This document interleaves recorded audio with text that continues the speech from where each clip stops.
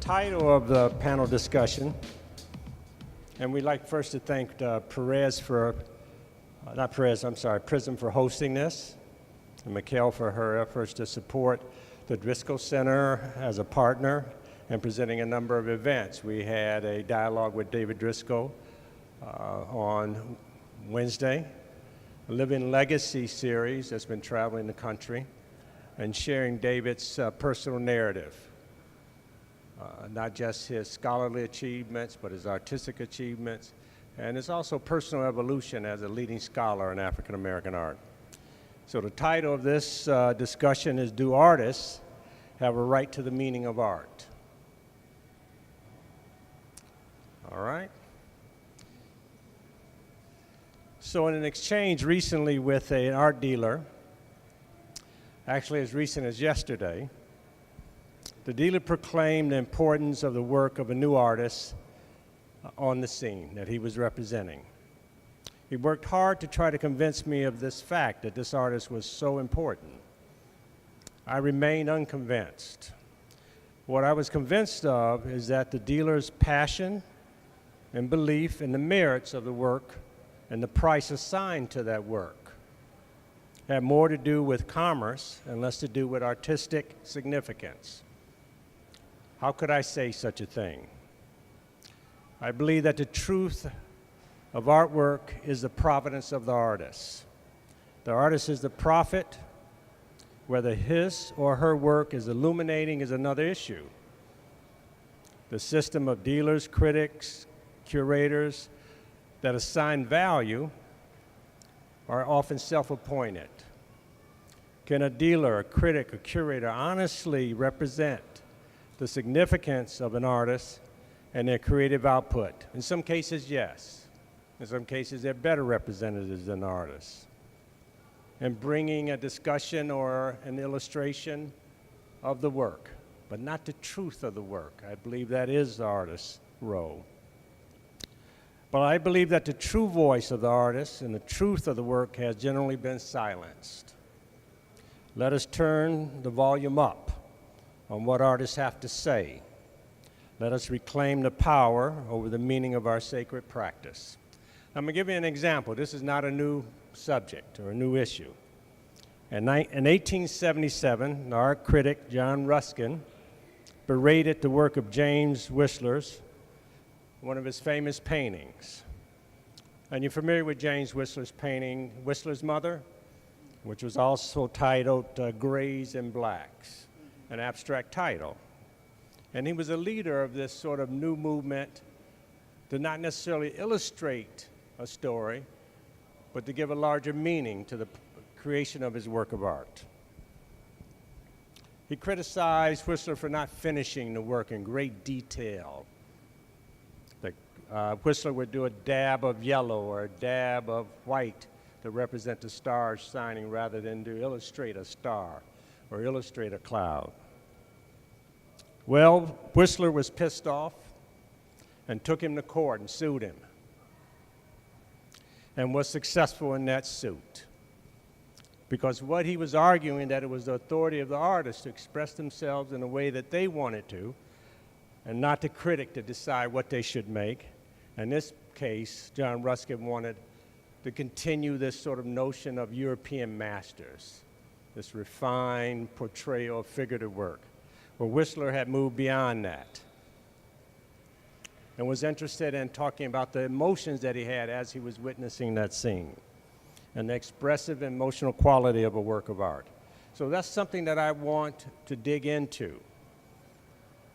So the first question I have for the panel, as Dorit gets ready to show slides to give background.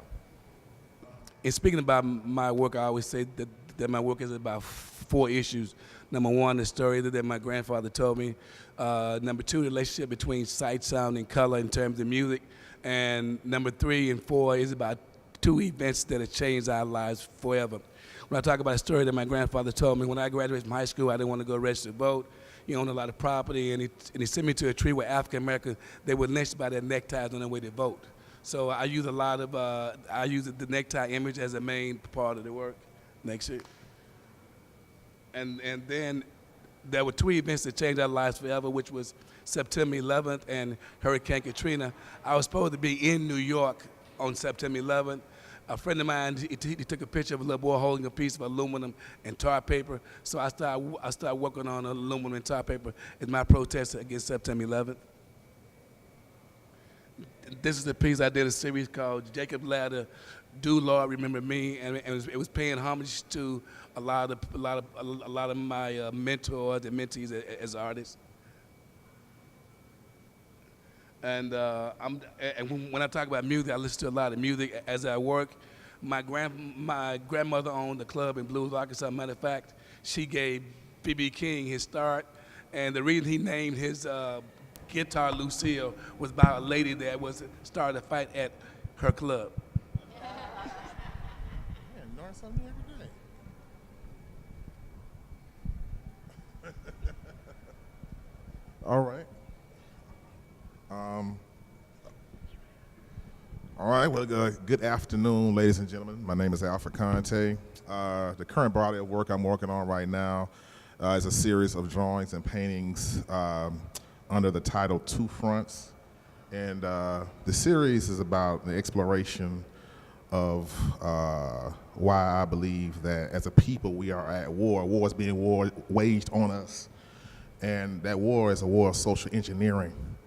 So when it comes to how the dominant society uses systemic factors to affect how we vote, how we spend our money, how we educate our children, these are some of the things I'm exploring in this body of work.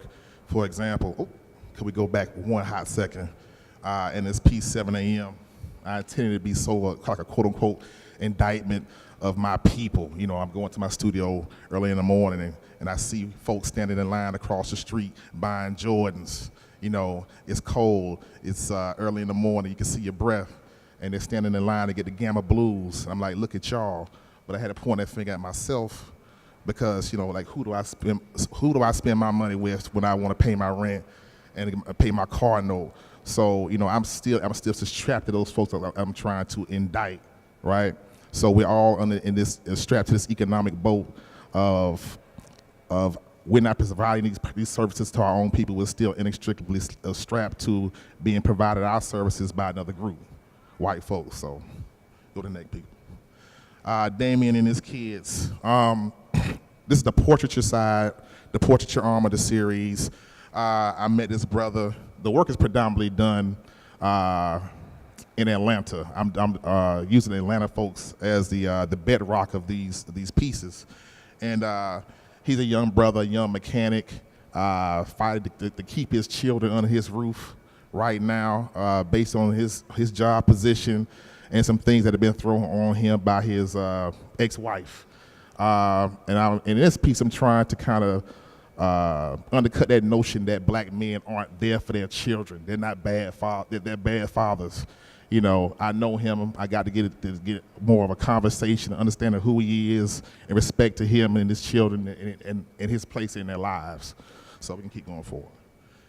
People of the Desert.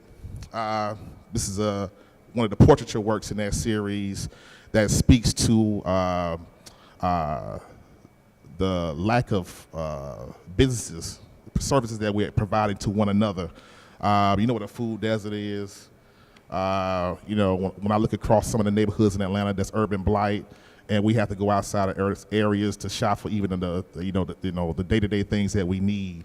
So, Teddy, again, I guess this is like a bit more, show a little bit of a cross-section of how I actually portray the work.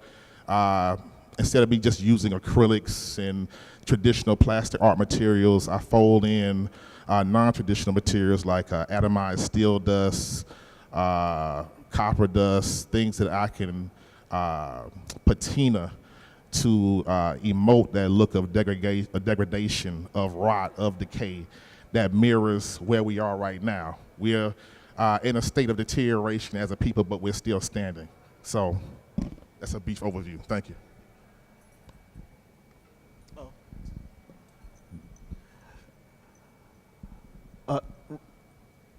Hello, my name's Rodney Jackson. This this is my work. What I'm interested in with this series of work, which is part of a series of work entitled Hip Hop Art. The main focus behind it was to document contributors of the hip hop culture through a series of portraits. And in that, the process of creating the work is, I think, analogous to what the photorealistic or the photorealism was doing in the 60s, where artists were mimicking photography. In this case, since what was happening in the music is that there was this digitalization of the sound during this time period, what I decided to do is, with the portrait, break it down into flat planes so that the artwork would simulate a digital reproduction of. So what people generally think is that this is a vectorized computer graphic when it's acrylic on wood. So mimicking what technology was doing to the image with acrylic. So very similar to what the photorealists were doing with photography.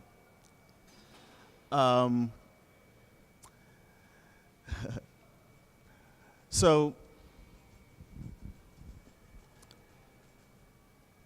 in this particular case, it was 2008, and Obama was campaigning to be president, and I decided to create this portrait. And it was a little bit of a departure in that most of the portraits that I was doing at that time were hip-hop contributors, but in this particular case, it was like he had such support from the hip-hop culture that I felt like I needed to include him in the series of portraits. As of late, I've been doing a lot of drawings and experimenting with drawing digitally as opposed to mimicking drawing digitally. But so these drawings are actually digital drawings done with an Apple Pencil on an iPad. Hello, my name is Delita Martin. Thank you all for coming. So basically, my work is at its very core about the identity of African American women. And with each series of work that I create, I explore different aspects of identity. This particular series of work is in a series called Between Spirits and Sisters. And so I'm exploring the what does the visual look like in terms of our spiritual identity? How do we as African American women interact with our spiritual selves? How do we become the other? This particular piece, I have typically when I do my work, my earlier works I should say, are works or portraits of women that I call spirit women. And as of recently, I have begun to photograph family members and extended family because I wanted to explore the connection between women that I know, including myself, and how we interact with that other space, with the spiritual space as well as with the spirit women. And so you see that in this particular piece.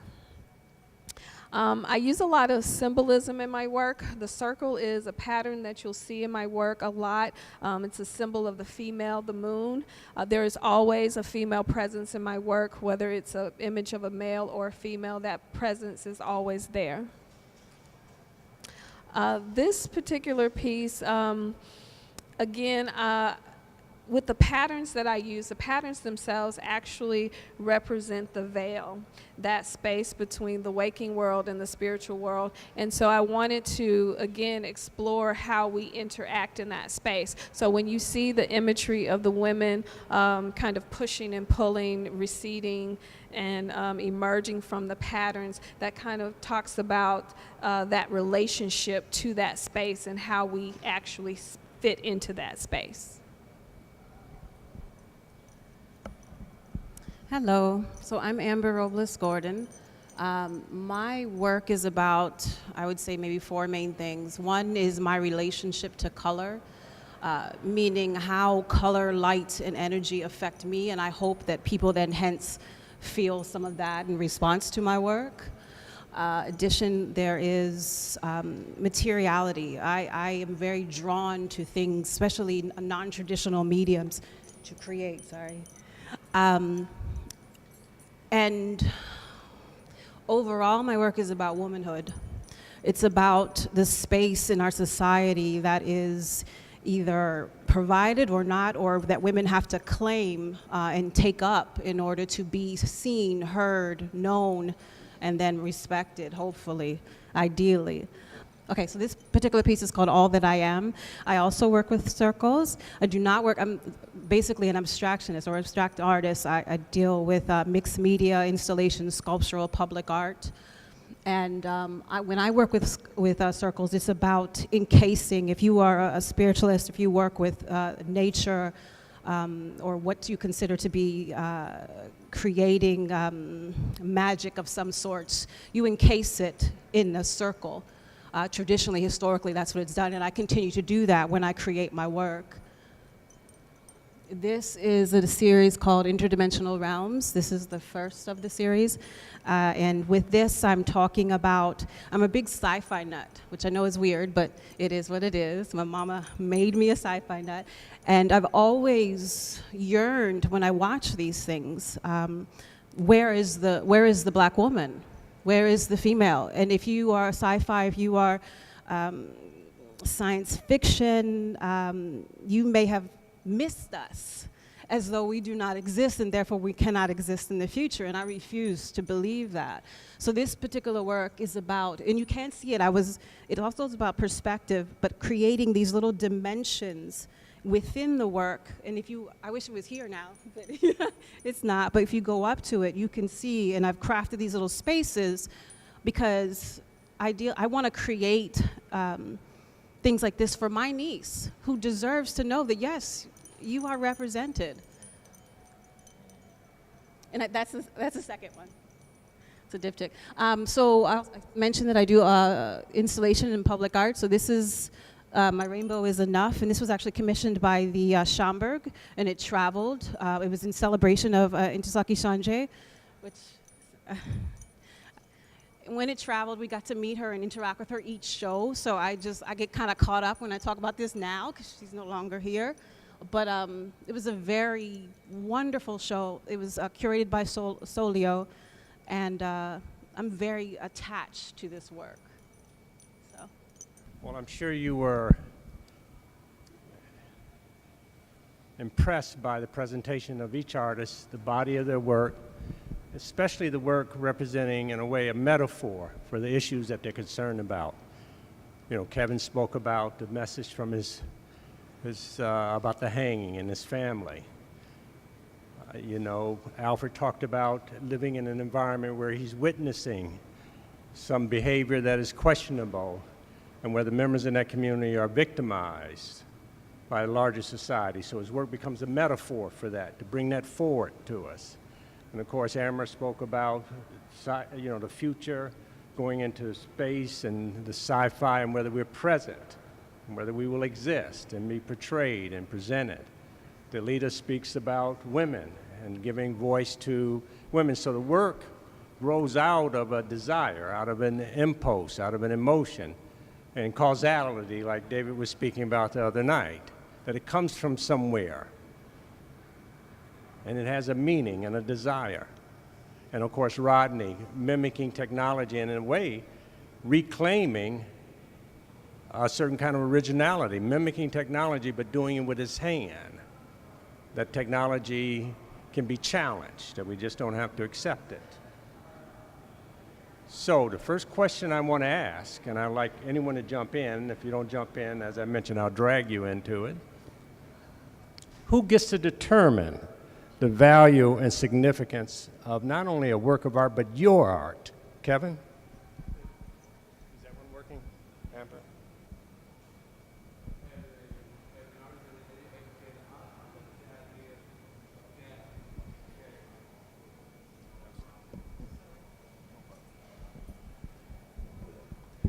As an artist and also an educator, I look at the idea of data and research.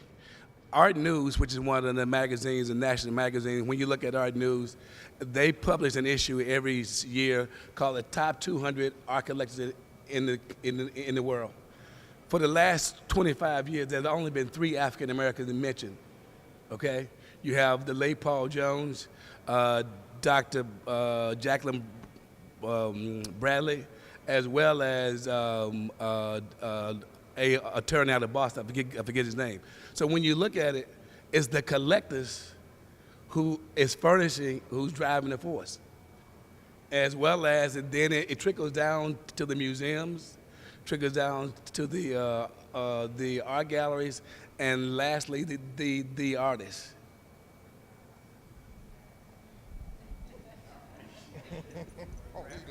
Thank you.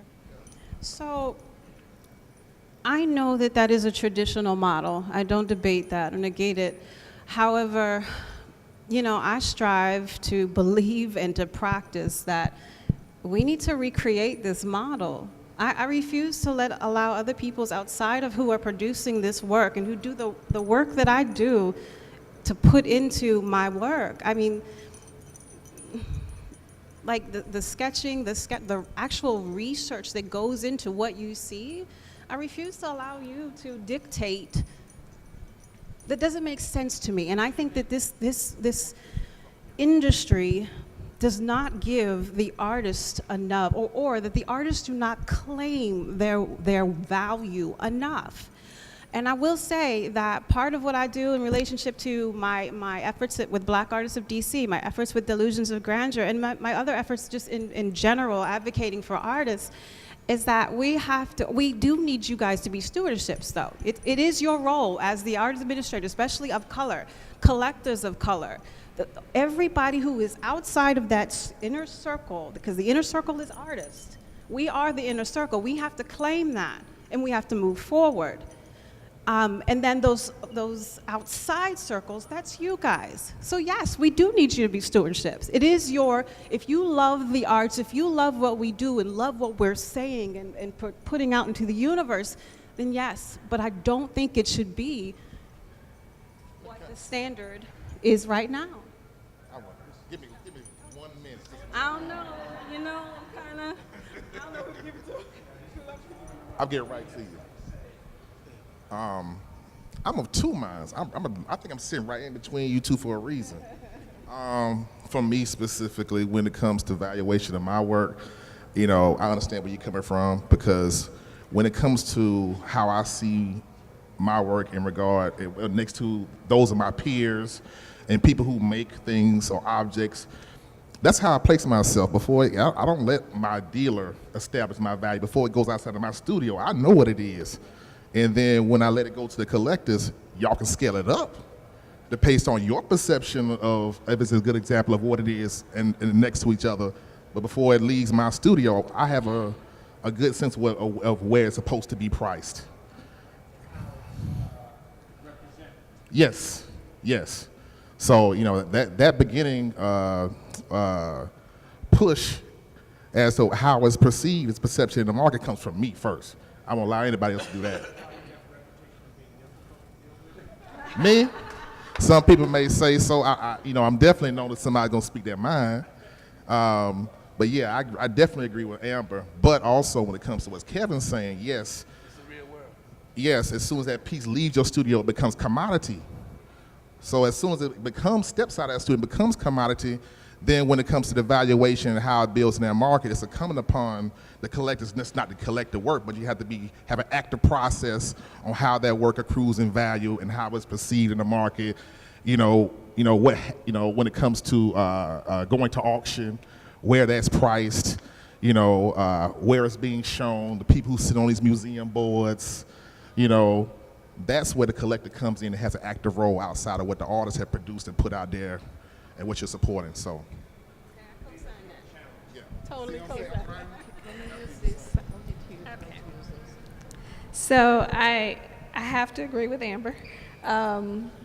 For me personally, I take a very active role in determining the prices of my work, where my work is shown, how my work is presented. That's extremely important because we as artists need to take control of our careers.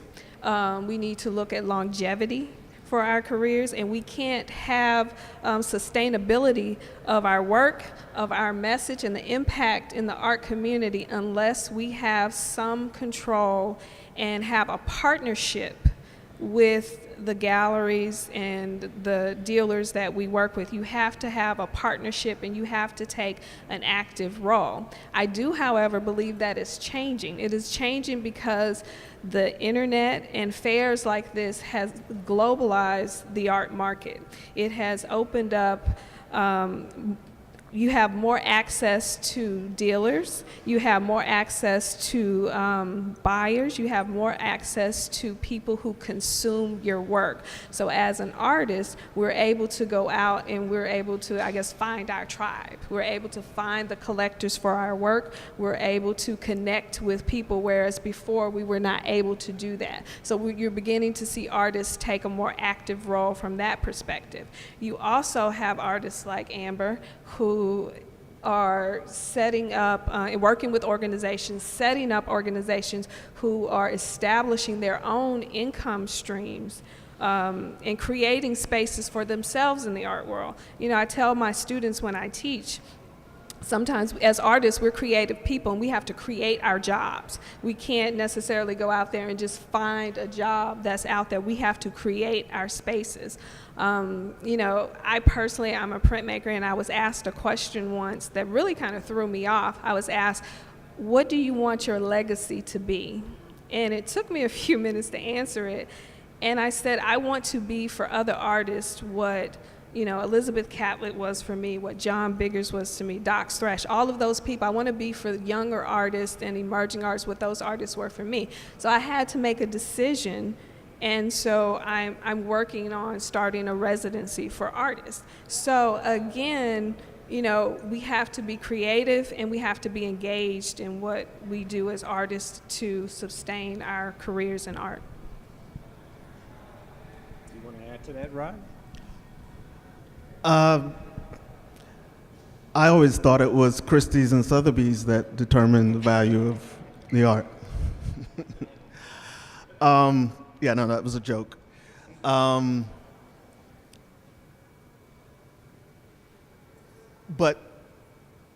it is also true. I think that's one of the reasons why we're here. We're trying to engage that. We're trying to shift the line a little bit. I think first and foremost, the artist just has to have a sense of worthiness. And then that sense of worthiness then translates to the audience. And that is where you push the line back into the other direction. But yeah, I think these guys covered it. Yeah, does it have anything to do with what the market will bear for the work? That's one aspect. The other aspect, I think, is all of you are practicing artists, professional artists, serious artists. Your work has been written about and documented. What is your feelings about how that work is being presented and evaluated, not financially, but described and presented to the public? For example, your work, by being a person of color, oftentimes, and if you do imagery of people of color, the work is often presented in the marketplace as black art or African American art. That may not be your perspective on the work. So have you ever encountered a misreading of your work? I think that happens every February. Every February? All right. That's when you get the calls for the exhibitions, and people want to have you in their shows in February. Okay. I think as artists, we have to make a decision on what type of artist we want to be. And we have to, create a path for that to happen. And I think educating people on your work, knowing your work, being able to talk to people about your work, being engaging about your work, kind of cuts back on those type of errors that do happen. Also, to kind of go back a little bit, we as artists, we also have to educate ourselves on the market. We have to wear a lot of hats, particularly if you aren't fortunate enough to have an assistant or someone working with you. But even if you do, you still need to understand the market. You need to understand what the dealers do. You need to understand what the role of the gallery. You need to understand the role of just understand the market. And by understanding the market, you can figure out how to work your way through the market. And doing that, you'll be able to have more control over what you visually, how you're visually presented or seen. So I do think this is one of the harder areas to monitor to some extent, because you cannot necessarily, you have to pick and choose your battles. Every article that's written about you, you can, at least I have chosen not to protest to some of the in the manner of which they chose to speak about my work. I do feel that sometimes they want to trivialize and not look at the depth of what we put into our work, and like I mentioned before, the research. But there are ways to counter that. One is to make sure that you write about your work. It is essential to write first. It's your work. Beyond the fact that I don't know what the education, but I know that regardless of education, period, if you put that time, energy, and effort into that work, then you can write about it. And so, in some sense, you gotta be your first source. Are we writing about it, our own work? Are we writing about it? Not enough of us, no. And that was going to be my next point. And that we are not enough of us are writing about it. But the other part is in relationship to, I mentioned stewardship, the collectors, make sure that you get a statement about that work. Why don't you? Can you describe what the work is about? Can you describe the background, the history of the artist? And if you can't, why not?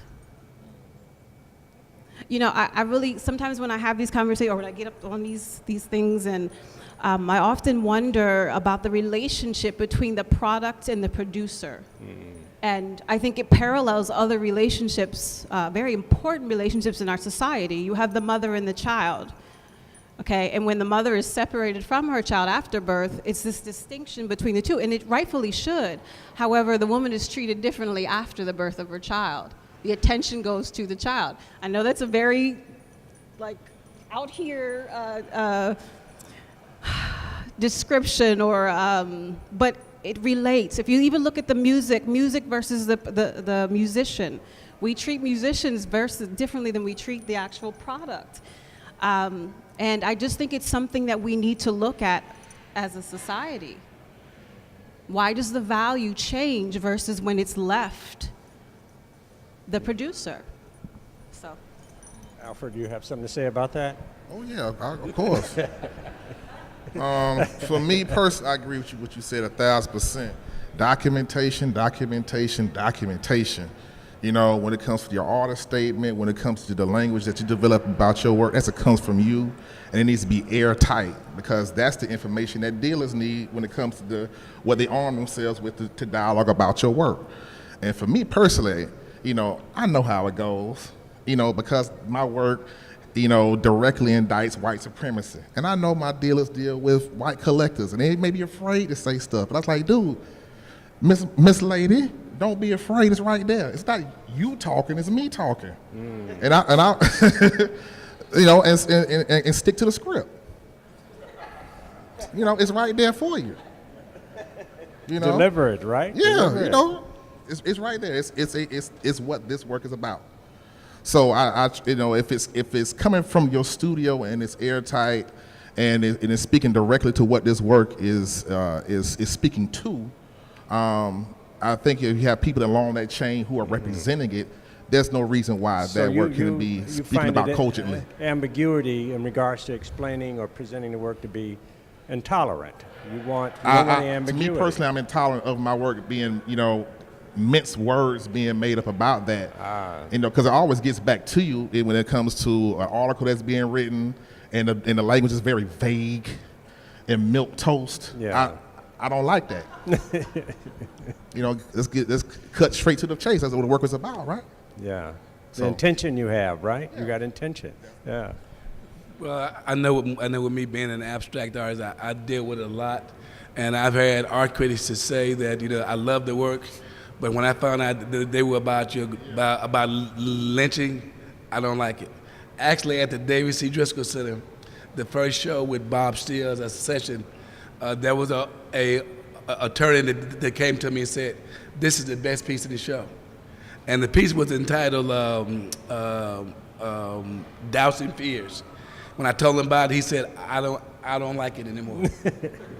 So I say, well, fine, but I always think about the story that the late Beverly Buchanan told the story about when she walked into a gallery in New York, and as soon as she walked in, the lady said, "We don't show black art." She said, "Good, let me show you my slides."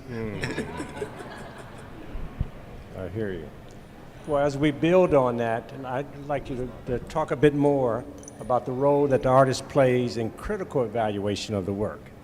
You know, because artists get assigned importance, and we see right now the marketplace and the prices paid at auction for some of the pieces, and we assume that the high prices automatically mean the work is of the highest order also. There was a statement recently by the director of the Baltimore Museum of Art in regards to the Mark Bradford show, that Mark Bradford is the most important artist, painter today. Now, I've never thought about him as a painter in that traditional sense. No. And who gets to say he's the most important painter today? This art director of this museum, which supports the value of what he is investing in.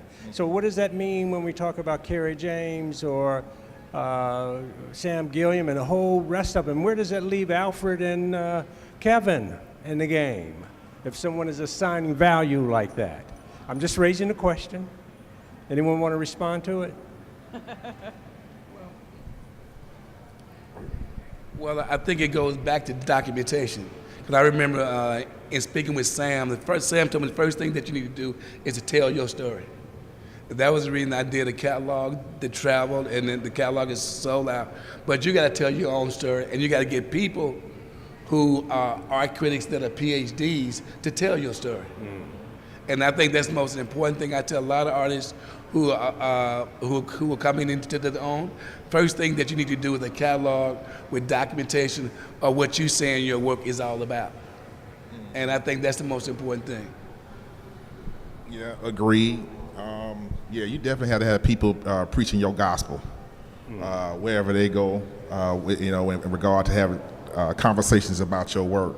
You know, regardless of everything we've spoken about previously, when it comes to how you describe your work, the number you assign to it, there is a responsibility, you know, amongst the collectors, amongst the enthusiasts, to create that language. You know, shoot, we need writers.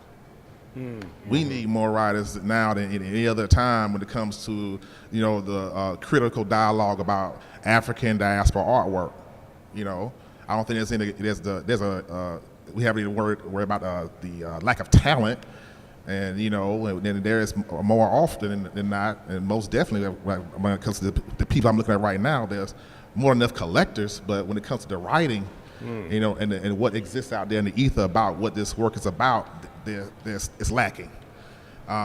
Because when it comes to those other institutions, plethora of people creating, you know, articles and videos and, you know, supporting artists who are in that realm. So, yeah. Yeah. So my first reaction is I'm not mad at that.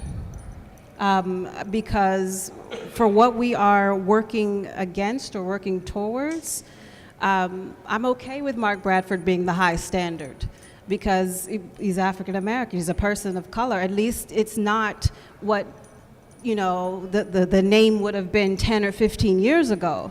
And then in relationship to what what Bradford creates, there is a value, there is a very didactic value to his work. And and what he produces is, the reasoning of what he produces is uplifting to the community. And it's uplifting to humanity. So from my perspective, I'm not mad at that. You agree with it? I think it's just one opinion of a stream of a million. And I'm okay with that particular opinion because it does not, Take that apart, Alfred. Go on, get it. I want to say one thing too.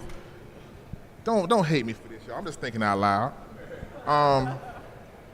Who's collecting Mark Bradford's work? I'm asking a question. It's a call and response thing right now. Who's collecting his work? How many of it in this room have the pockets to get a Mark Bradford? I know what those works are going for right now, right? So when it comes to that institutional support, who's creating language about it at the highest levels? This is a trickle-down thing when it comes to how information is disseminated, right? So when you have these large institutions, creating that language and saying who's the best of the best, who's the cream of the crop, think about this connects ties between that language and the money, and who's creating the value and who's added to the value of that work. So I think the dialogue needs to start here. But real quickly, when you look at who's picking them, and so we allow them to pick our heroes. Who's picking them, and so when you look at it, the idea, matter of fact, we had a conversation some time ago about what African American gallery can take you to the next level. Here you go. Yeah, and I'm not diminishing Bradford's work. Yeah, Don't misunderstand me. that. I got no issue. I've met him a few times. I've looked at the work. He's a great artist. I might have some issues, but that's not what this is about. It's not a It's badge about the concession. authority that is being asserted, is what I'm suggesting. And who knows that work better than practitioners? Right. That's what I'm arguing. Yeah, I gotta say something else too.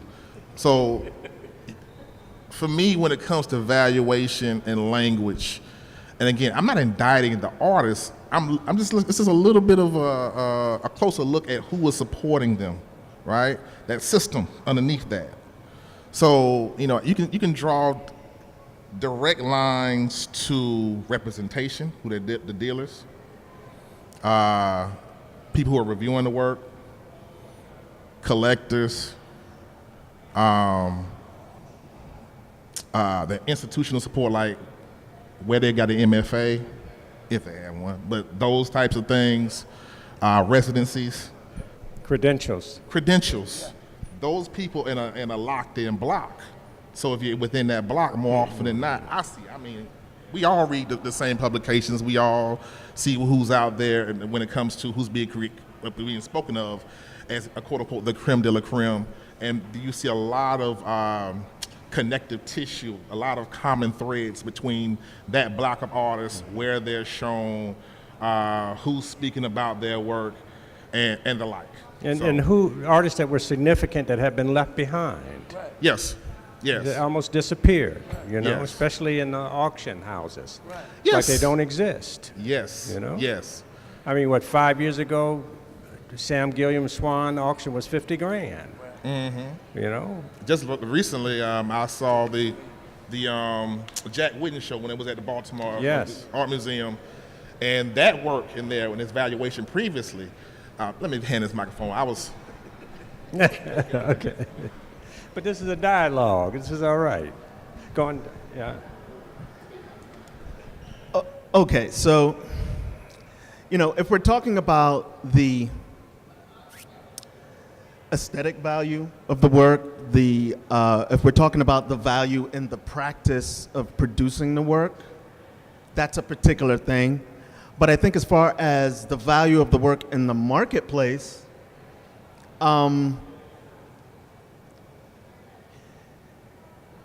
it's very similar to how equity and value is established in many other things. It's a business at that point. So people that have money, they can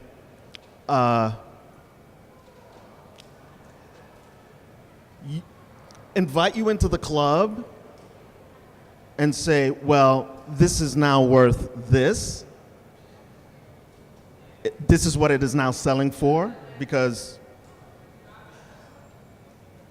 our group is now collecting it, and the work is, I mean, that can be fabricated. The value, the monetary value of the work can be fabricated with a collective of, you know,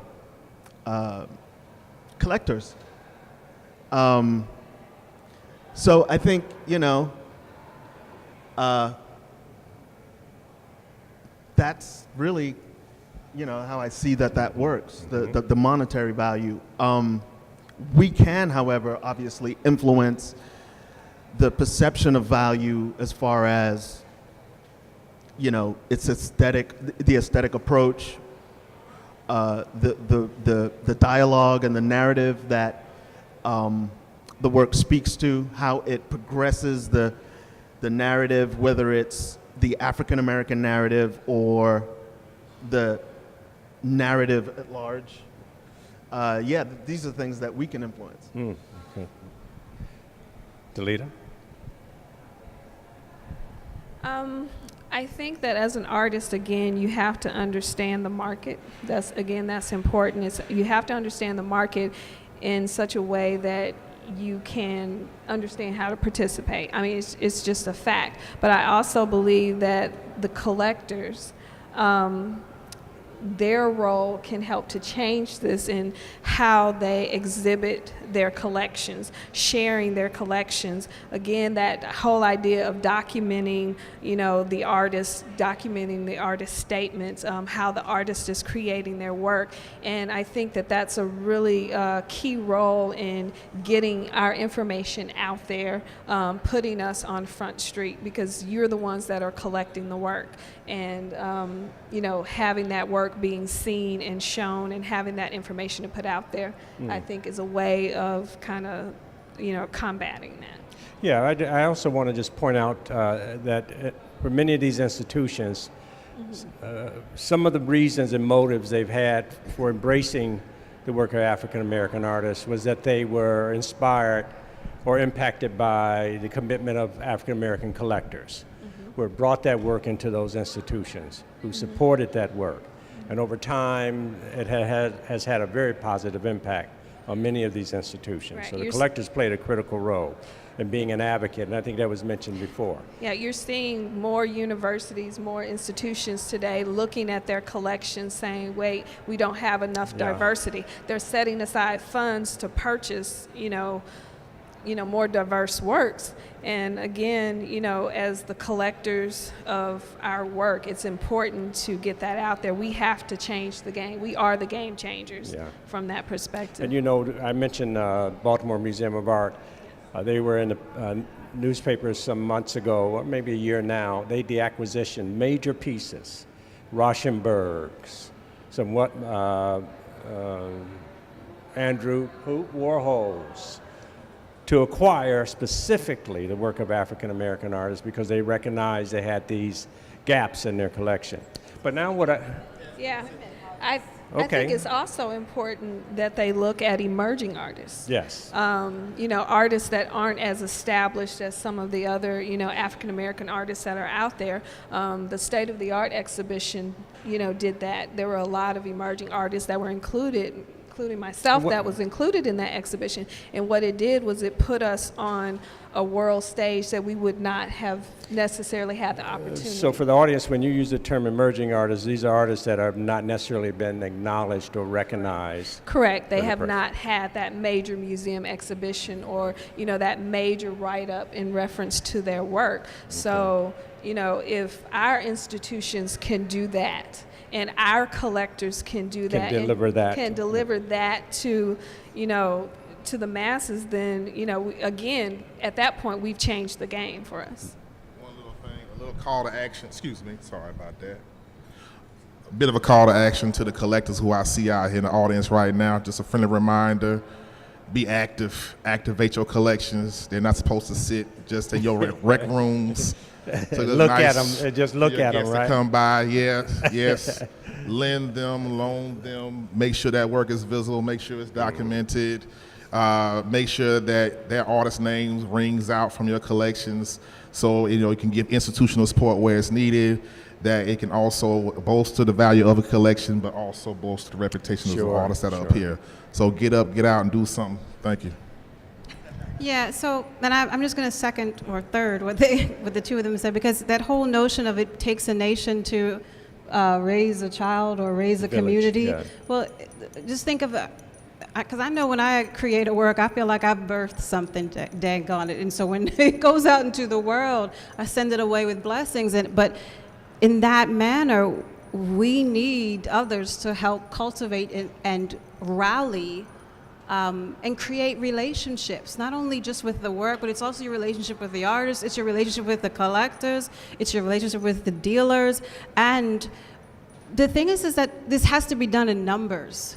If it's not done in numbers, it doesn't move a group forward. And that's why we only see, to some degree, the small few that rise above the fray. Mm-hmm. And if you think about historically the way that movements work throughout the art history, what happens is that only a few of them, they'll be studying together and historically, and they'll be creating with the same criteria in mind. However, only a few of them you will end up remaining and knowing, carrying on forward. And part of that is because there's not the community, there's not a union, there's not a collective, there's not a engine behind the grouping of artists. And if we don't figure out how to collectively do it, and this is not just art, this is our people, period. This is the things that we need to activate in general to push people of color to get our things on the agenda. But it doesn't just end with the purchase of an artwork or a liking of an artist or artwork. So we presented this public sort of description of your role as artist, your attitude about these issues that are related to public practice in the marketplace. Now I'd like to take the audience into your studio, into your process. So let me imagine that I want you to imagine that you're coming to your studio late at night or first thing in the morning. You're walking in, and present in your mind is your project and the work that you have to do, and some of that market's noise is in your mind also. And you are walking in there and you're beginning to practice and beginning to start. So Kevin, I want to start with you. We're going to go down the line. I want you to talk about that morning or that late at night. I don't know when you work. When do you work? All night, all day. All night long, all right. I want you to give them a picture of that interior, the studio, and your process. And with me, before I do the work, I start out with the titles of the work come first. And I'm fortunate that I have 3 assistants. I have 3 studio spaces. So I decide what day or which studio I want to work in, whether I want to work on the pieces on wood, work on the pieces on aluminum, or work on the pieces on tar paper in terms of drawing. What I always do is I feel like it's very important because I listen to a lot of sermons, I listen to a lot of music as I work. And what I normally do is I sketch out the work. I have a sister who does all my aluminum fabrication. I draw everything out. He cuts everything out on that part. Then I'll make the mark making and etching into it. And I'll go back and forth with them on which way I want the work to be positioned, whether it's going to be a hanging piece, a wall sculpture, or whether it's going to be a drawing. But in the meantime, I'm listening to music as I work. I may listen to a sermon I've heard from a minister, but also that title comes first. You're listening to ministry? Is that what you're saying? Yes. Okay. And the title of the artwork for me comes first. Example, I was telling somebody else that I did a piece recently called "If I Change My Name Tomorrow, Will My Journey Stay the Same?" And one of my collectors, as soon as she walked in, when I told her the title, she almost started crying. But I went on to tell the story while I named it that, but that became more of a personal relationship with her. But I mean, the process for me, I work early in the morning.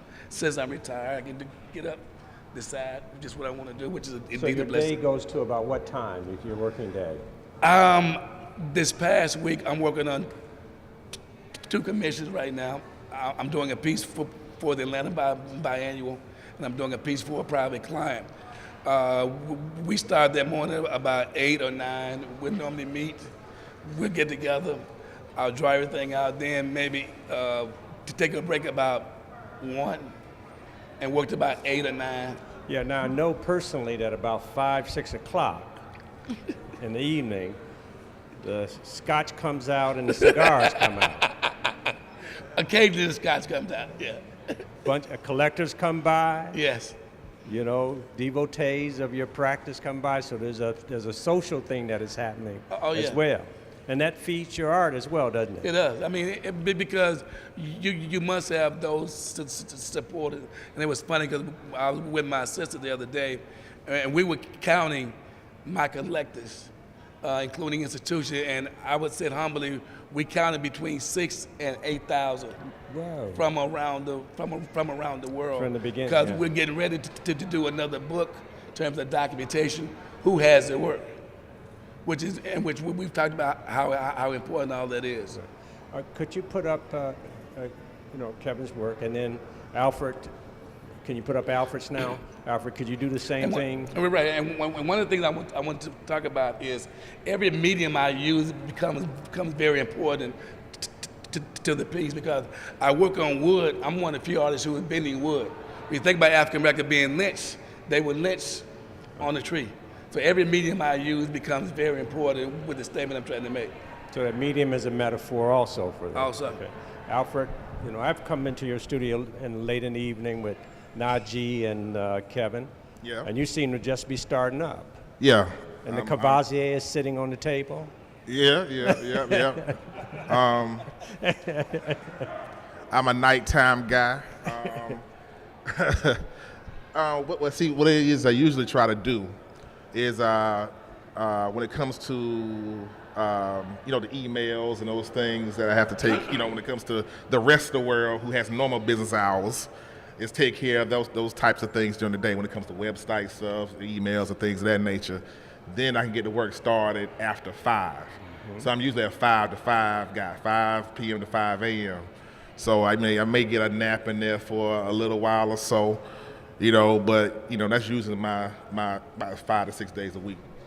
The process, when it comes to the structure of my studio, I consider myself somewhat of I'm a structure guy.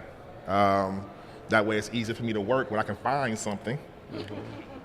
But you're in a building with other artists. Yes. We have a pretty large space. But you're able to isolate yourself. Yeah, because I know how they work, and I know how I work. So in regards to how I work, I have to have it has to be regimented. It has to be Spartan there. So if I'm working on a drawing, I can within arm's length I can get this. I can reach this. I can reach this. Because when I thought about it, when it comes to my actual practice, if I'm having to spend X amount of time looking for something, like a pair of scissors or a certain brush, that cuts down on my effectiveness, my time. So, anybody who's been in my studio knows I try to keep it straight, I try to keep it very regimented, so it can help me do what I need to do best. So there's a certain kind of regimen and practice that you're doing. You have goals, what you want to complete during that period of time? Yes, because again, as we all know, you might see as we have a show X amount of time out, months out. And you might think, in the back of the day, like, yeah, I got time. I can take care of that. And before you know, it's like, damn, it's like right here, you know? Yeah. So it's like there has to be an everyday process when it comes to production because, And you're setting priorities too, aren't you? Yes. Priorities in terms of opportunity. yes, You no longer accept every opportunity that comes your way, do you? chance favors the prepared artist. All right. Yes. So, you know, that type of thing has worked out very well for me, and you know, that's how I All right. continue. Amber, can you take us into your space, both physical space and mental? Oh, I'll try. I'll try. So for me, it really does depend on what type of work I'm working on at the moment, what type of commission, whether it's a large scale, public art and/or then an installation. And in relationship to my practice, I'd love to be able to tell you that I sketch and do my sketchbook work for all of the works, but that is just not the case. There are some works that are, I want to say, sometimes I look at my work as building languages, as forming languages, visual languages. And so some of them, if it's a derivative of a language, a production that I've done before, to a certain degree, I only research or add in the new things that I'm trying to relay through the works. So sometimes I don't do that literal sketching work. I just work from the building blocks of language, the participles that I've done prior. But if I feel like I'm working with a new medium, if I'm working with a new directive in relationship to the project, then I definitely make sure that the sketchbook process, not the research, because those are two different things, but the actual physical drawing of, then I will implement that part of it, my practice. But I don't do it for everything. What else? And literally, if I'm working on a large, because my studio is in my home, I've always had studio space in my home. I think I've been really lucky to do so. And I am a night owl as well. So I hope I'm not the only one that stays up till 2, 3 a.m. in the morning. Okay. Do you have We're talking pretty early. I'm like, Do you have an inventory of material that you select from? Oh, well, for the most part, like I said, it depends on the work. So whether it's the works on paper, whether it's I'm working with textiles, whether it's I know that I'm creating a public art installation that it is going to be on a chicken wire base, then I already know what my materials are, meaning because those, and I get commissioned to do those a lot, people favor them, that means that I'm working with fabric. And then I have this whole section of fabric materials that comes out versus if I'm doing an assemblage or versus if I'm doing work on watercolor paper but what I find is that what's interesting is that you have to re-up. It's like I have to re-up my upload information from the past to then apply it to the new project because I don't always work with the same medium. I get bored. And so it means that I have to kind of test myself and try something new. Plus, I really like working with recycled materials because I want you to question the materiality of it, but then also I want you to question the use of it, and how do you use it in your space and what because I'm really intrigued by the notion of what we use and then discard and then act like it's supposed to disappear after that. So it definitely, for me, the variable is what is the commission? Sure. Great. What am I working on in this space?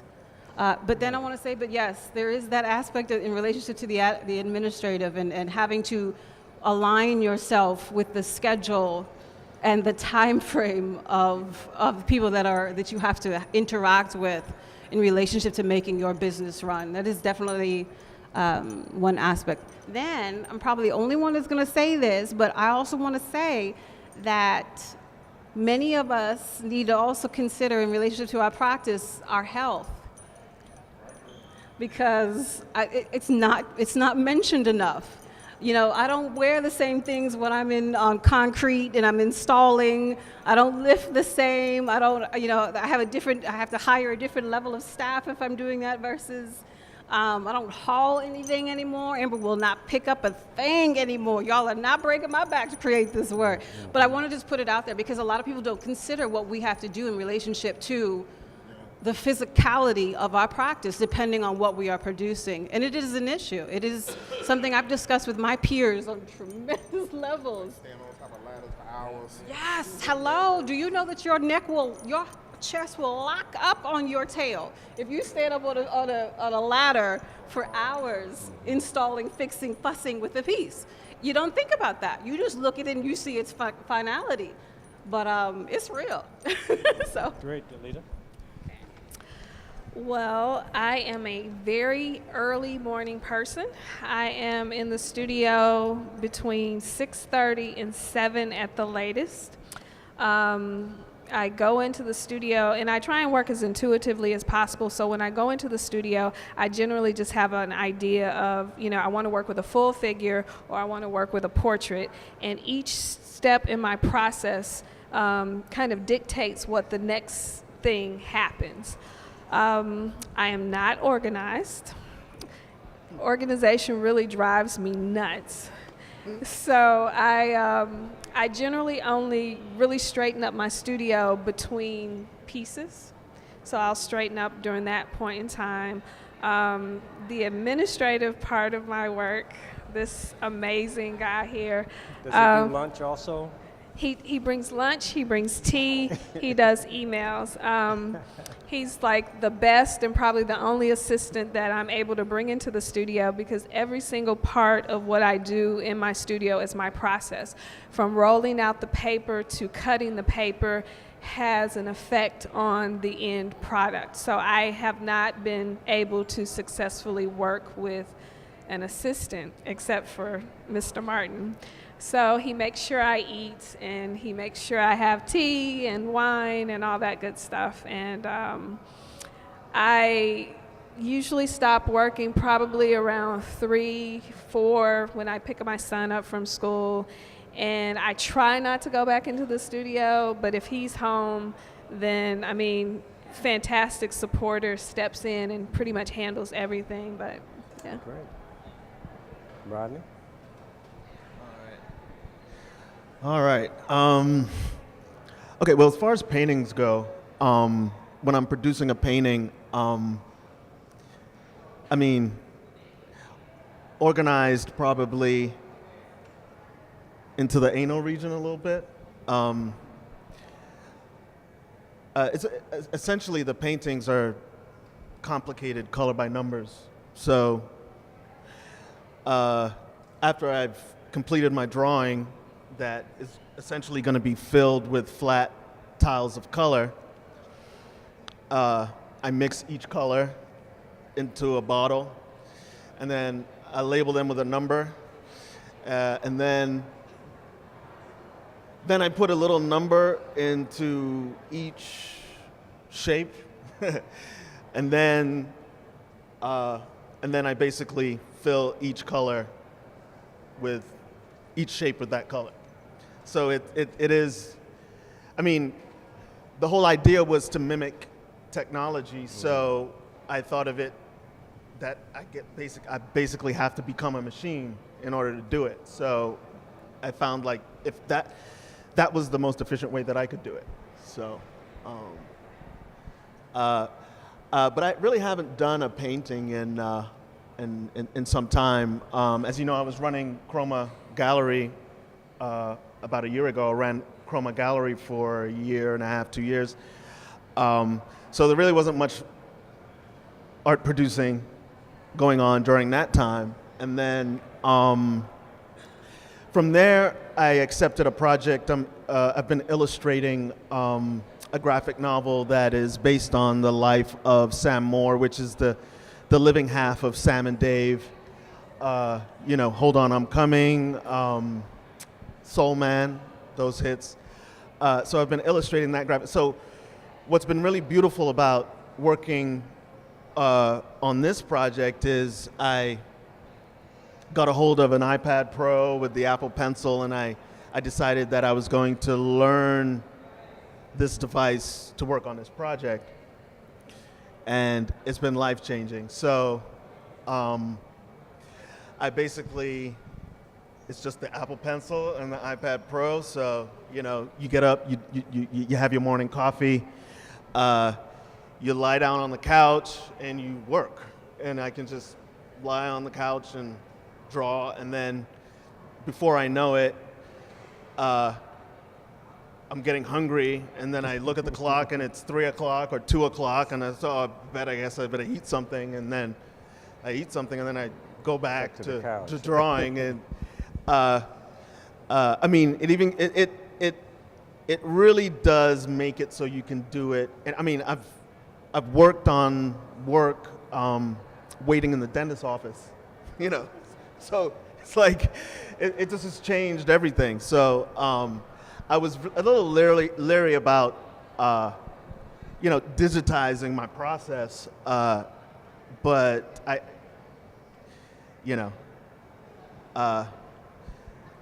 honestly have to fight the urge of using it in bed right before I go to bed. I have to actually fight the nerve. Or at least someone knocks it out of my hand if I do it. But so, and I've just really been sort of enjoying that a little bit. Yeah, and then I think I'm just taking a little bit of a hiatus from producing work and materials. I'm also experimenting with AR and VR.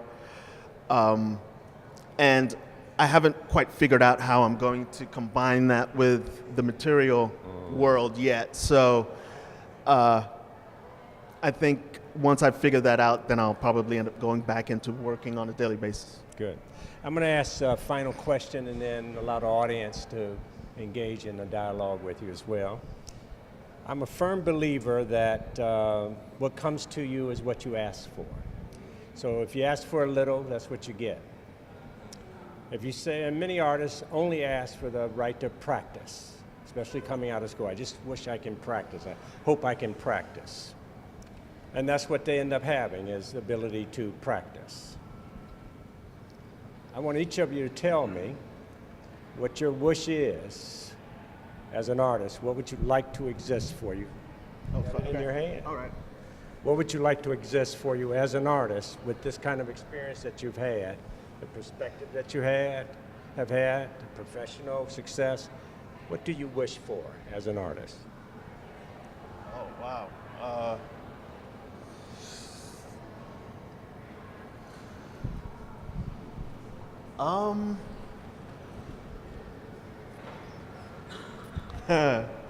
If you don't have a wish, you want to pass it down and then come back?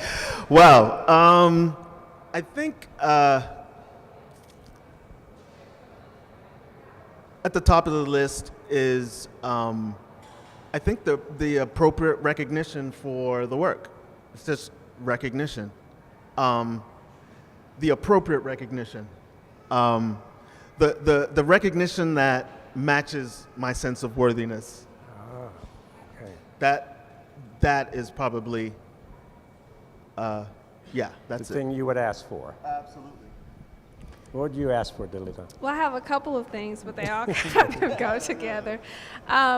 One thing that I work really hard at, and I talked about it a little bit, is sustainability in my career, longevity in my career as an artist, and being able to help to provide for my family that sustainability in terms of living. But I also want to, again, be a beacon for other artists and for people that are interested in the arts to leave a legacy in that way. So 100 years from now, I want people to remember the impact that I had on the art world and other artists that they can pull from me. I look at artists all the time where I'm like, I'm working on something and I can't quite figure it out. Let me go to my books and grab it. I want to leave that type of legacy for other artists. So. I have to agree with Delita in relationship. I don't just want the success, the acknowledgement, the I guess the equivalent. I want abundance in relationship to what I feel I deserve and what I work towards. But I also want it for my tribe. Because, like, for example, this is my 6th year in Basel and doing this portion of my art career. But it wouldn't be nothing if I was doing it alone. I don't find joy in that. So I want to make sure, like the efforts that I've done thus far, at least my attempt is to then hopefully one day be able to put down a pattern, an agenda for others. And yes, you know, I've always told myself, oh, I want to be in the books, and I do want to be in the books. God dang it, I do.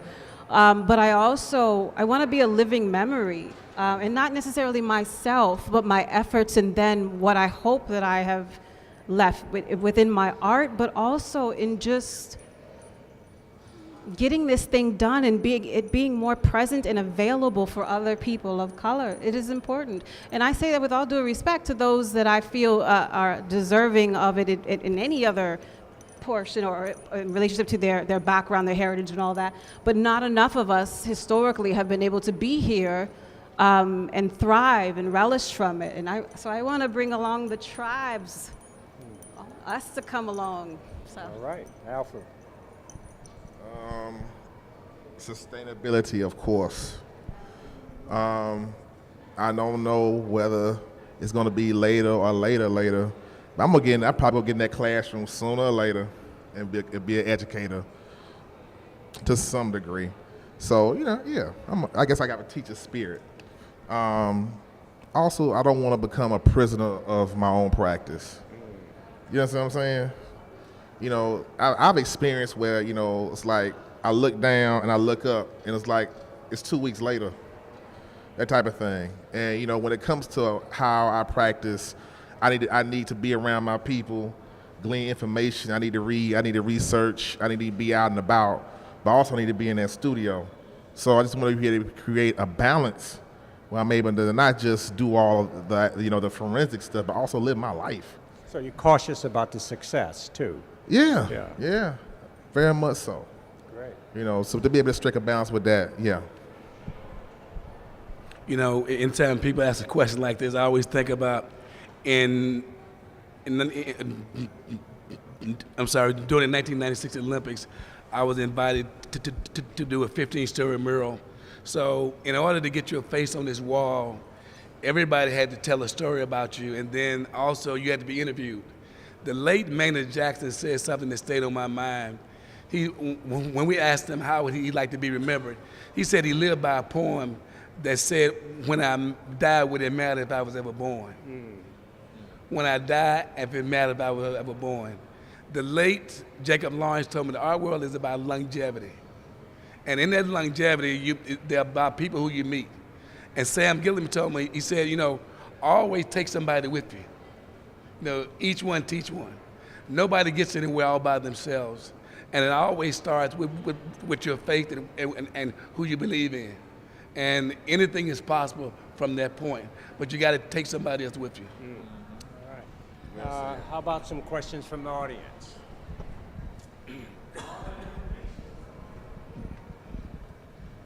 You all have talked about knowing the market and value and things like that. And you all have also talked about your practices and how much you put into it. And the gentleman talked about the artist who they said is the best painter and all that. I looked him up real quick. So, but my thing is, you all know how much you put into your work, and I get the market, and you also talked about the authority that gets to determine how much it is. What does it feel like when you see an artist who you know they did not put in the work, and then they get that value assigned to their work? Like, how do you all change who gets to say how much your work is? Like, is it possible to change that authority? No, I mean, I don't think you can say that. I always look at it, you know, I always tell artists, anytime I jury a show, they'll say, well, I didn't get in. Maybe your work don't fit in. You know, and I get calls when I jury a show, you know, and I think you gotta look at it, what's next? There's always I always say there's that one collector for every piece. That one collector that's gonna get that piece. I don't worry about it. I do me. I'm of the mindset, be the change you want to see. So I think it's important as artists that we make sure that we're going out there and we are being recognized by, you know, the right standards, while we're putting in the right effort and we're making sure that we're documenting and, you know, we're presenting ourselves in the best light. I mean, I can't control what someone else do. I just know that I need to be able to sleep at the end of the night. You know, I need to be able to sleep through the night knowing that, you know, I put my best foot forward and I'm extremely proud of the work that I put out. I'm the absolutely first critic. Now, that's hard and it doesn't happen overnight. But again, it goes, I mean, I think I have to tell myself daily, you are your first critic. You control what you put out, and you know you control how you present yourself. So it's a daily struggle, and I think it's a daily struggle for every artist. But I can't control what they do. So I was thinking about this earlier, and partly because I really believe that my connection to my work is it's a spiritual connection. So my practice, just like I practice yoga, just like I practice a certain amount of reading, or my art is my artistic practice, and it is connected to my spirituality. So to some degree, I can't use my energy in that way. Yes, I will snicker sometimes. I will be my girl, Jay will go back and forth, and the other members of Delusions, we got a good thread going, and it gets hot and heated sometimes. But even then, we have to pull back because it's not a productive use of our energy. And if I want to cultivate, what I say what I want to do, then I can't use the energy in that way, But on the other side of that, I then have to figure and just focus in on what I want to put out into the universe. Because obviously, well, at least my belief is that then I will get it back. And whatever it is in relationship to what they're doing, and that is on them. Good. One more question from the audience. One more. Just one. We're kicking us out.